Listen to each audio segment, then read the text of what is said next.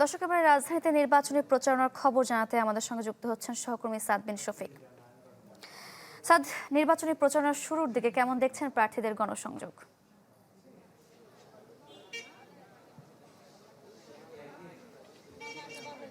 আজকে কিন্তু একেবারে প্রথম দিন, অর্থাৎ প্রচারণার জন্য যেই প্রার্থীরা অধীর আগ্রহ অপেক্ষা করছিলেন, গতকালকে প্রতীক বরাদ্দ হয়েছে আপনি জানেন, এবং যে তফসিল ছিল সেই তফসিল অনুযায়ী আজকে সকাল থেকে কিন্তু বিভিন্ন জায়গায় প্রার্থীরা প্রচারণা শুরু করেছেন।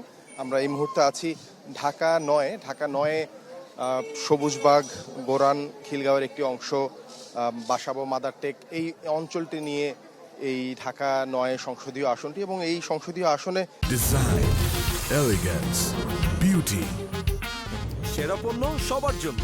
জেভিকো। কারা প্রতিদ্বন্দ্বিতা করছেন সেটি আপনাকে সারিকে একটু জানিয়ে রাখতে চাই। এখানে আসলে ডক্টর তাসনিম যারা আছেন স্বতন্ত্র প্রার্থী হিসেবে সবার চেনা পরিচিত মুখ, একসময় এনসিপিতে ছিলেন। এছাড়া আছেন হাবিবুর রশিদ বিএনপির কেন্দ্রীয় নির্বাহী কমিটির সদস্য। এর পাশাপাশি 10 দলীয় জোট, অর্থাৎ এনসিপি এবং জামায়াত যে জোট আছে সেই জোটের পক্ষ থেকে শাপলাকলি প্রতীকে জাভেদ মিয়ার আছেন, তিনি এখানে প্রতিদ্বন্দ্বিতা করছেন।